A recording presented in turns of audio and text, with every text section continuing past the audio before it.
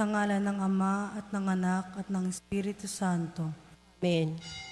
Ang anghel ng Panginoon ay nagbalita kay Santa Maria. At siya'y naglilalang ng Espiritu Santo. Aba, Ginoong Maria, napupuno ka ng grasya, ang Panginoong Diyos ay sumasa iyo. Bukod kang pinagpala sa babaeng lahat, at pinagpala naman ang iyong anak na si Jesus. Santa Maria, Ina ng Diyos, ipanalangin mo kaming makasalanan, ngayon at kung kami mamamatay. Narito ang alipin ng Panginoon. Pagganap nawa sa akin ayon sa wika mo. Aba, Ginoong Maria, napupuno ka ng grasya, ang Panginoong Diyos ay sumasa iyo. Bukod kang pinagpala sa babaeng lahat, at pinagpala naman ang iyong anak na si Jesus. Santa Maria, Ina ng Diyos, ipanalangin mo kaming makasalanan, ngayon at kung kami mamamatay. At ang salita ay nagkatawang tao. At nakipamuhay sa atin. Aba, Ginoong Maria, napupuno ka ng grasya, ang Panginoong Diyos ay sumasa iyo. Bukod kang pinagpala sa babaeng lahat, at pinagpala naman ang iyong anak na si Jesus. Santa Maria, Ina ng Diyos, ipanalangin mo kaming makasalanan, ngayon at kung kami mamamatay. Amen. Panalangin mo kami, O Santa na Ina ng Diyos. Nang kami maging dapat makinabang sa mga pangako ni Kristo. Manalangin tayo. Panginoon naming Diyos, kasihan mo nawa ang aming mga kaluluwa sa iyong mahal na grasya at yayamang dahilan sa pamamalita ng anghel ay nakita namin ang pagkakatawang tao ni Jesucristong anak mo. Pakundangan sa mahal na pasakit at pagkamatay niya sa krus, papakinabangan mo kami ng kanyang pagkabuhay na magmuli. Sa kadiaklaan sa langit, sa pamamagitan ni Jesucristong aming Panginoon. Amen. Luwalhati sa Ama at sa Anak at sa Espiritu Santo. Para nung unang-una, ngayon magpakailanman, magpa sa walang hanggan. Amen. Sa ngalan ng Ama at ng Anak at ng Espiritu Santo. Amen.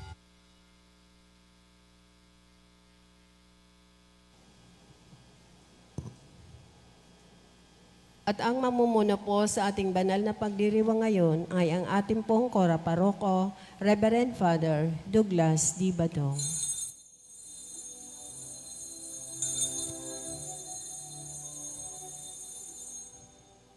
Pagmamahal sa Panginoon ay simula ng karunungan. Ang kaniyang kapurihay manatili magpakailanman. Puri ng Panginoon, siya'y ating pasalamatan sa pagsasama at pagtitipon ng kaniyang mga anak. Pagmamahal sa Panginoon ay simula ng karunungan. Ang kaniyang kapurihay manatili magpakailanman. Sa ngalan ng Ama at ng Anak at ng Espiritu Santo, Amen. ang pagpapala ng ating Panginoong Hesus Kristo, ang pag-ibig ng Diyos Ama, at ang pakikipagkaisa ng Espiritu Santo, naway sumainyong lahat. At sumaiyo rin. Mga kapatid, inipon tayo bilang mga kaanib na angkan ng Diyos. Kaya dumulog tayo sa maawaing Panginoong nagpapatawad ng lubos. Tinugong tagapagpagaling sa mga nagsisisi, Panginoon, kaawaan mo kami. Panginoon, kaawaan mo kami. Dumating na tagapaganyayang mga makasalanay magsisi, Kristo, kaawaan mo kami. Kristo, kaawaan mo kami. Nakaluklok ka sa kanan ng Diyos Ama para ipamagitan kami. Panginoon, kaawaan mo kami. Panginoon, kaawaan mo kami. Kaawaan tayo ng makapangyarihang Diyos, patawarin tayo sa ating mga kasalanan at patnubayan tayo sa buhay na walang hanggan. Amen. Manalangin tayo. Ama naming makapangyarihan, kami naway magkaroon ng pitagan at pagmamahal para aming magawang sambahin ang ngalan mo. Sapagkat sa mga pinatatag sa iyong pag-ibig, ikaw ay walang pinababayaang masadlak sa ligalig. Iniluluhog namin ito sa pamagitan ni Jesucristo, kasama ng Espiritu Santo, magpasawalang hanggan. Amen. Maupo po ang lahat.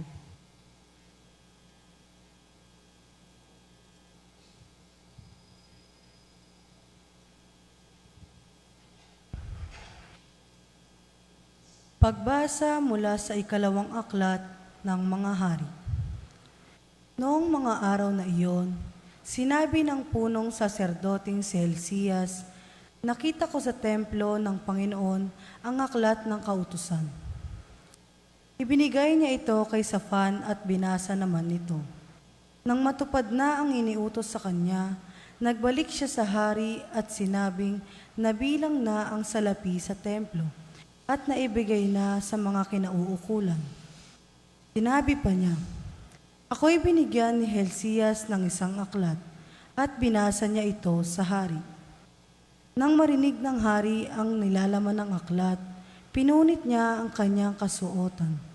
Tinipon niya ang saserdote Hilcias at si Hikam na anak ni Safan, si Akbor na anak ni Mikaya, ang kalihim ni Safan,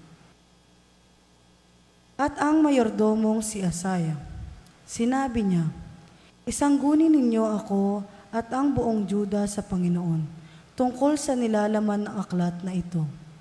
Matindi ang galit niya sa atin dahil sa pagsuway ng ating mga ninuno at sa di pa natin pagsunod sa mga utos na narito.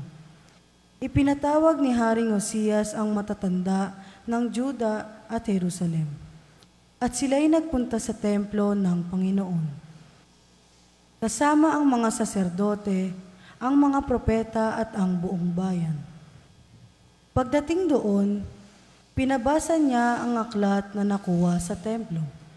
Pagkabasa, tumayo sa plataporma ang hari at taimtim na nangakong susunod sa kautusan at sa lahat ng tuntunin. Ang lahat ng naroon ay nakiisa sa hari sa pangako nito sa Panginoon. Ang salita ng Diyos. Salamat sa Diyos. Salmong tugunan ang ating pong itutugon.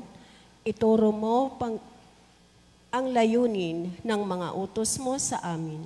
Kayo pong lahat, ituro mo ang layunin ng mga utos mo sa amin.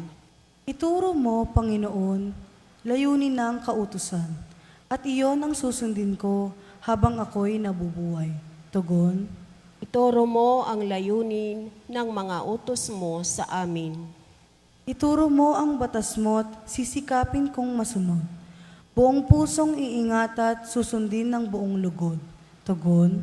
Ituro mo ang layunin ng mga utos mo sa amin. Sa pagsunod sa utos mo, ako'y iyong pangunahan. Sa utos mo'y naroroon ang ligayang inaasam. Tugon. Ituro mo ang layunin ng mga utos mo sa amin. Bayaan mong hangarin ko na sundin ang iyong utos, higit pa sa paghahangad na yumaman akong lubos. Tugon. Ituro mo ang layunin ng mga utos mo sa amin.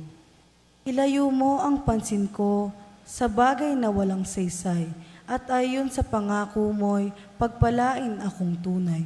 Tugon. Ituro mo ang layunin ng mga utos mo sa amin. Ang lahat ng tuntunin mo, ang hangad ko'y aking sundin. Pagkat ikaw ay matuwid, kaya ako'y pagpalain. Tugon.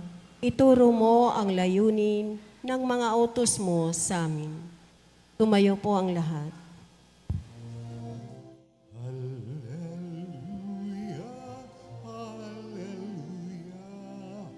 Wikain mo, o nakikinig ako sa iyong mga salita. Hallelujah, hallelujah, hallelujah.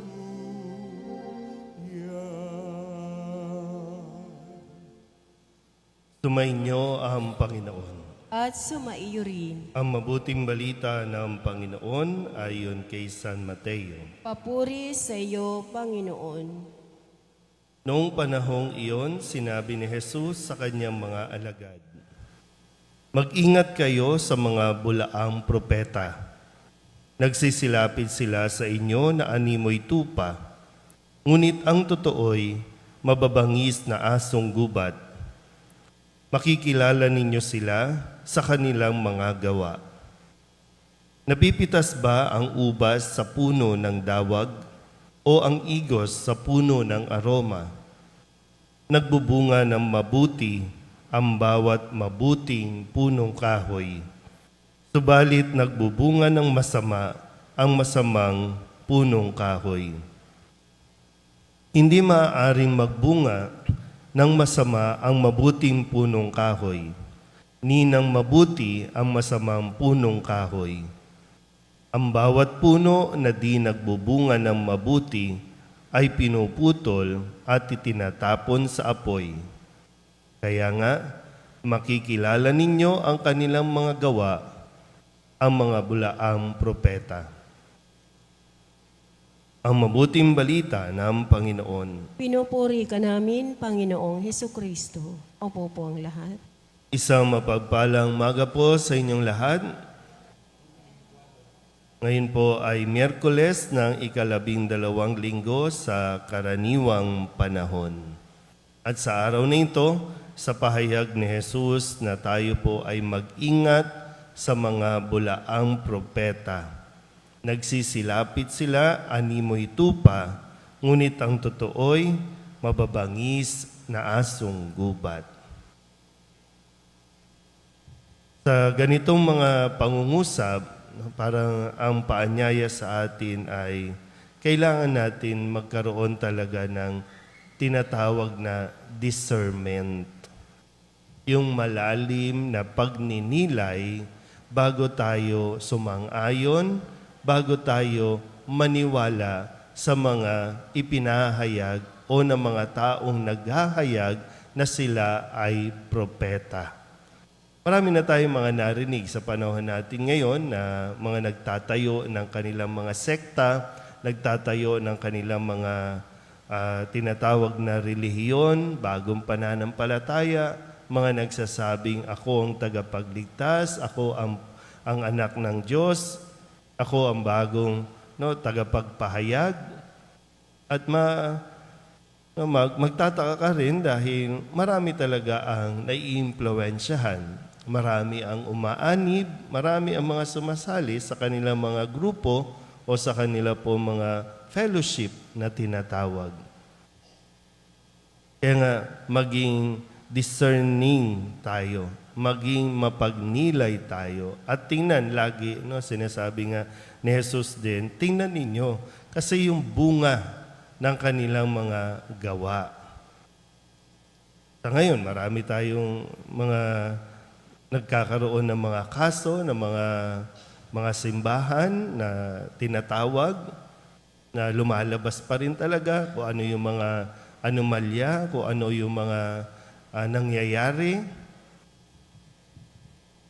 Pero bakit nga ba? Hindi, sabi ko nga, hindi naman nagkukulang si Jesus ng paalala sa kung ano ang dapat nating ginagawa. Malaking pagkukulang sa atin lagi yung tinatawag ko nga kanina, yung discernment, yung pinagninilayan mo ng mabuti. Tinitingnan mo, sinusuri mo, at lalong-lalo na pinagdadasalan mo kung ano ba talaga yun nandito. Ito bang nagsasalita sa aking harapan? Ano ba talaga ang dahilan nito? Ano ba talaga ang motivation nito? Bakit siya tumutulong? Kahit yung pagtulong, kasi kahit yung sa panlabas, maganda yung kanyang ginagawa, kailangan natin pinagninilayan. Ano ang dahilan nito? Ano ang layunin nito? Hindi kasi talaga tayo, hindi tayo naglalaan ng oras o ng panahon para pagnilayan natin ng mabuti at nang malaman natin kung ano ang mabuti at kung ano ang masama. Sino talaga ang tunay na naghahangad ng kabutihan at sino yung magdadala sa atin pagdating ng araw sa kapahamakan. Kaya nga sa unang pagbasa, itong mga kwento sa unang aklat ng mga hari, matapos na kanilang mabasa yung kautusan ng Diyos, nakita nila yung mga maling ginawa noon. At ngayon gusto nilang subukan ulit na ayusin at itama. Sa atin kasi ngayon, pag may lumapit na tao na sasabihin gustong tumulong, magbibigay ng pera para iboto, ngayon, nakikita natin, mga nagpapahayag na ng kanilang mga layunin para tumakbo sa 2025. Hindi pa nga nagagawa yung pangako nung nakalipas para ngayon. Yung ngayong 2024, hindi pa nga maibigay. Ito na naman tayo para sa 2025. Pero hindi talaga nag-iisip ang tao. O mga botante, hindi nag-iisip, hindi nagdarasal. Makikita naman natin na yung kanilang bunga. Pero hindi, parang ang laki ng pagkukulang talaga natin sa bahaging ito. Na tingnan mabuti, suriin mabuti. Dahil, di ba, ang katotohanan din naman, sino ba nagdadala sa atin sa kapahamakan? Dinadala ba tayo ng Diyos sa kapahamakan? Inilalayo tayo ng Diyos sa kapahamakan. Kaya lang, ang tao naman, lapit ng lapit sa kapahamakan kasi hindi nag-iisip. Kaya nga sa atin ngayon, kahit sa inyo po, sa ating mga pamilya, maganda rin masuri, anong klase ba yung naidudulot mong bunga? Ikaw bilang magulang, bilang leader, anong bunga ba ang naidudulot natin? Bilang pari, ano ang bunga na nakikita natin? Meron bang maganda? Kasi kung pagtutuunan mo ng pansin at wala pang magandang bunga, may panahon pa tayo para bumawi. Kasi, di ba po, kung paano mag-isip, halimbawa ikaw, kung paano ka mag-isip, ganun mo na ituturo sa iyong mga anak kung paano din mag-isip at mag-react.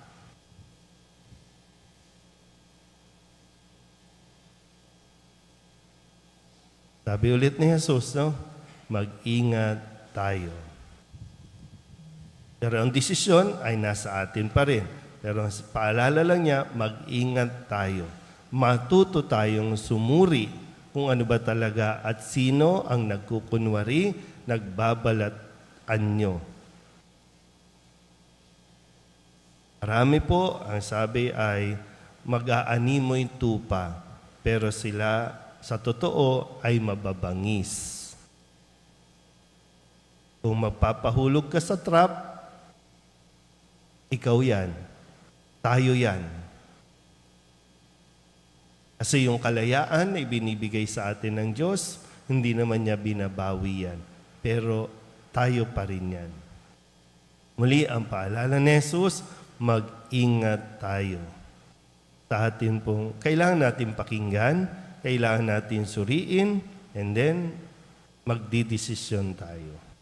Kung mapahamak tayo, yan ay bunga ng ating mga desisyon. Amen?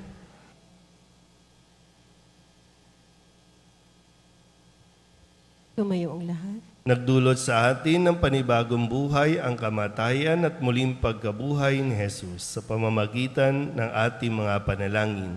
Tayong mga makabagong propeta naway makapagdulot ng mabubuting bunga sa simbahan at sanlibutan. Ang ating pong itutugon, Panginoon, dinggin mo ang aming panalangin. Panginoon, dinggin mo ang aming panalangin.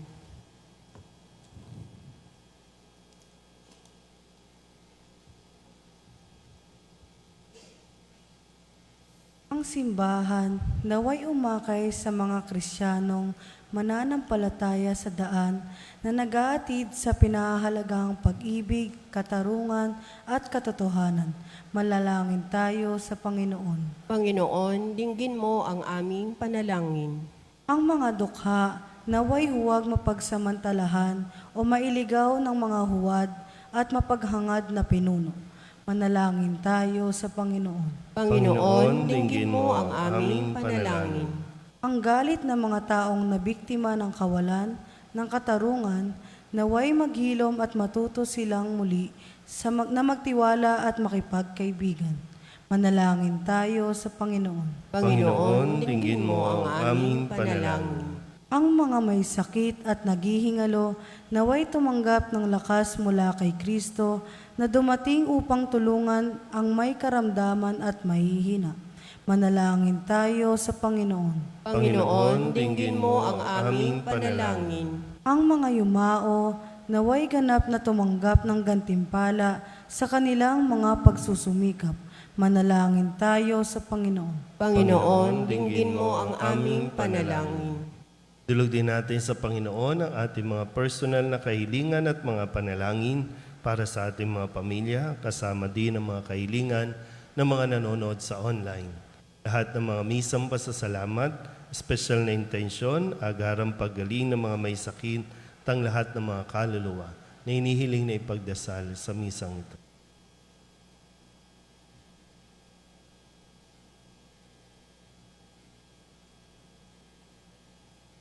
Ang lahat ng ito hiniling namin sa ngalan ni Kristo, ang aming Panginoon. Amen. Maupo ang lahat.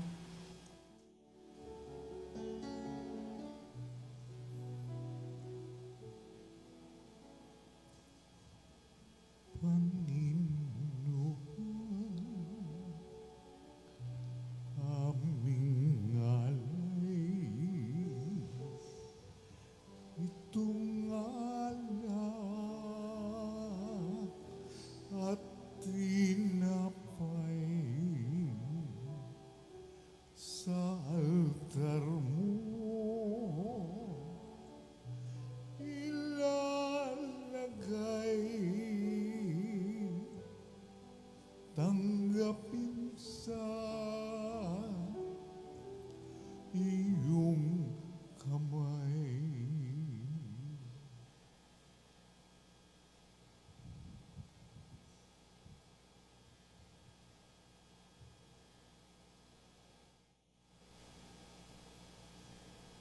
Manalangin kayo mga kapatid upang paghahain natin ay kalugdan ng Diyos Amang makapangyarihan. Tanggapin nawa ng Panginoon itong paghahain sa iyong mga kamay sa kapurihan niya at karangalan sa ating pakinabangan at sa buong sambayanan niyang banal.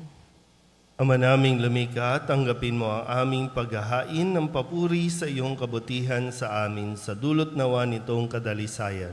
Kami naway makapag-alay ng iyong kinalulugdan sa pamamagitan ni Jesucristo kasama ng Espiritu Santo magpasawalang hanggan. Amen. Sumainyo ang Panginoon. At sumaiyo rin. Itaas sa Diyos ang inyong puso at diwa. Tinaas na namin sa Panginoon. Pasalamatan natin ang Panginoong ating Diyos. Marapat na siya ay pasalamatan. Ama naming makapangyarihan, tunay ngang marapat na ikaw ay aming pasalamatan.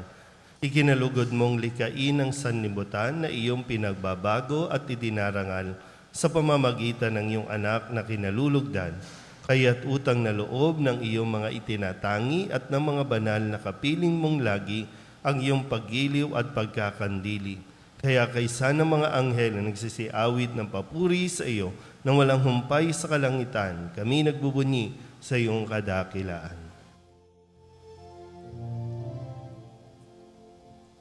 Santo, Santo, Santo, Panginoong Diyos na makapangyarihan, napupuno ang langit at lupa ng kaluwalhatian mo.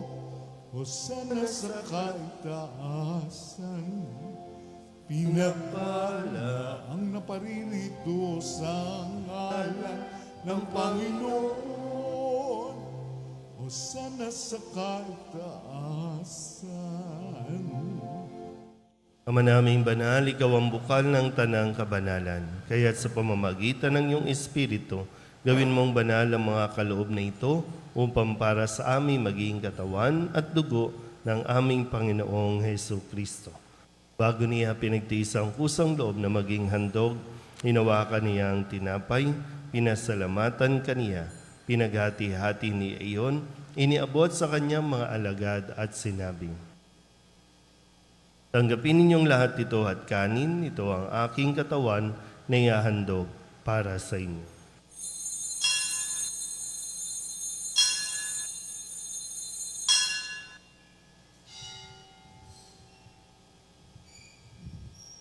Gayun din naman nang matapos ang hapunan, hinawakan niya ang kalis, muli kaniyang pinasalamatan. Iniabot niya ang kalis sa kanyang mga alagad at sinabi, tanggapin ninyong lahat ito at inumin. Ito ang kalis ng aking dugo ng bago at walang hanggang tipan. Ang aking dugo na ibubuhos para sa inyo at para sa lahat sa ikapagpapatawad ng mga kasalanan.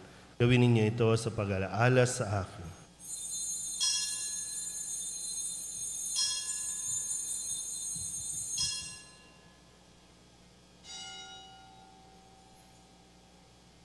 Ipagbunyi natin ang misteryo ng pananampalataya. Si Kristo'y namatay, si Kristo'y nabuhay, si Kristo'y babalik sa wakas ng panahon. Ama, ginagawa namin ngayon ang pag-alaala sa pagkamatay at muling pagkabuhay ng iyong anak. Kaya tiniaalay namin sa iyo ang tinapay na nagbibigay buhay at ang kalis na nagkakaloob ng kaligtasan. Kami nagpapasalamat dahil kami iyong minarapat na tumayo sa harap mo para maglingkod sa iyo. Isinasamo namin kami magsasalo-salo sa katawan at dugo ni Kristo ay mabuklod sa pagkakaisa sa pamamagitan ng Espiritu Santo. Ama, lingapin mo ang iyong simbahang laganap sa buong daigdig. Puspusin mo kami sa pag-ibig kaysa ni Francisco na aming Papa at ni Jose na aming Obispo at ng Tanang Kaparian. Alalahanin mo rin ang mga kapatid naming nahimlay na may pag-asang sila'y muling mabubuhay, gayon din ang lahat ng mga pumanaw. Hawaan mo sila at patuloyin sa iyong kaliwanagan. Hawaan mo at paginapating kaming lahat na makasalo sa iyong buhay na walang wakas. Kaysa ng mahal na Birhen Maria na ina ng Diyos, ng kabiyak ng puso niyang si San Jose. Kaysa ng mga apostol at ng lahat ng mga banal na namuhay dito sa daigdig ng kalugod-lugod sa iyo, may pagdiwang nawa namin ang pagpupuri sa kararangal mo sa pamamagitan ng iyong anak na aming Panginoong Hesu Kristo. Sa pamamagitan ni Kristo, kasama niya at sa Kanya, ang lahat ng parangal at papuri ay sa iyo, Diyos samang makapangyarihan, kasama ng Espiritu Santo, magpasawalang hanggan.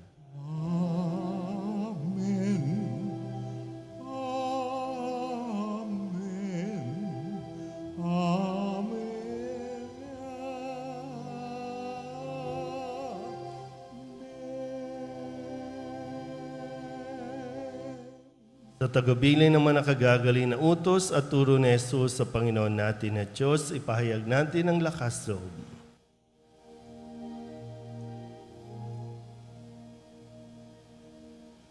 Ama namin sumasalangit ka, sambahin ang ngalan mo.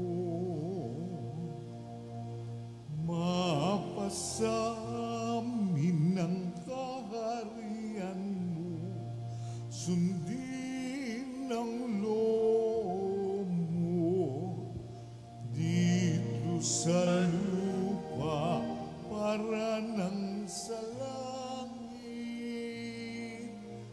Bigyan mo kami ngayon ng aming kakanin sa araw-araw at patawarin mo kami sa aming mga sala para ng pagpapatawad namin sa nagkakasala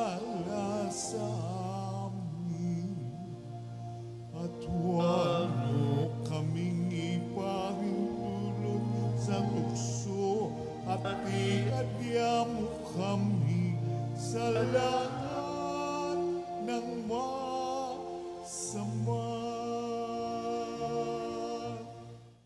Hinihiling namin kami iadya sa lahat ng masama, pagkalooban ng kapayapaan araw-araw, iligtas sa kasalanan at ilayo sa lahat ng kapahamakan. Samantalang aming pinananabikan ang dakilang araw ng pagpapahayag ng tagapagligtas naming sa Hesu Kristo. Sapagkat iyo ang kaharian at ang kapangyarihan at ang kapurihan magdanman. Amen. Panginoong Hesu Kristo, sinabi mo sa iyong mga apostol, kapayapaan ang iniiwan ko sa inyo, ang aking kapayapaan ang binibigay ko sa inyo. Tunghayan mo ang aming pananampalataya at huwag ang aming mga pagkakasala. Pagkalooban mo kami ng kapayapaan at pagkakaisa ayon sa iyong kalooban, kasama ng Espiritu Santo, magpasawalang hanggan. Amen. Ang kapayapaan ng Panginoon ay laging sumainyo. At sumaiyo rin. Magbigayan po tayo ng kapayapaan sa isa't isa.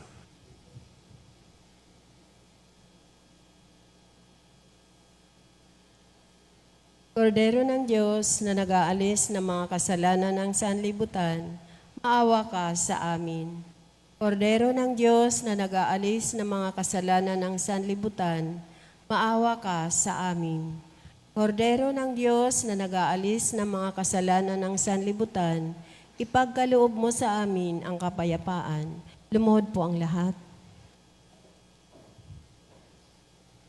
Ito ang kordero ng Diyos. Ito nag-aalis ng kasalanan ng sanlibutan. Mapalad ang mga inaanyayahan sa kanyang piging. Panginoon, hindi ako karapat-dapat na magpatuloy sa iyo, ngunit sa isang salita mo lamang ay gagaling na ako. Katawan ni Kristo, Amen.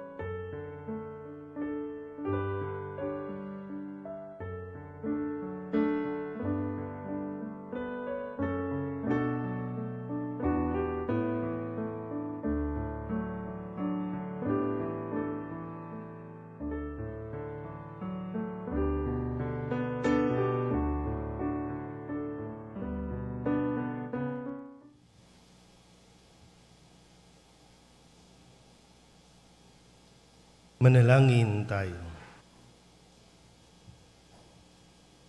Ama naming mapagmahal, kaming nakinabang sa katawan at dugo ng iyong anak ay sumasamo sa iyong habag upang ang aming taimtim na ginanap ay maging pagtanggap namin sa tiyak mong pagliligtas sa pamamagitan ni Jesucristo kasama ng Espiritu Santo magpasawalang hanggan. Amen.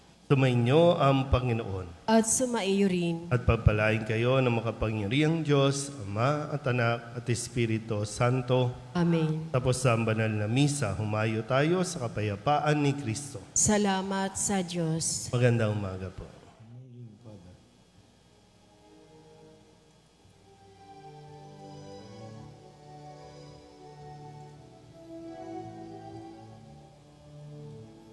Walang sila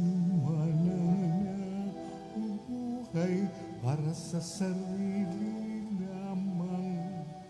Walang sinuman ang namamatay para sa sarili lamang. Tayong lahat ay may pananagutan sa isa't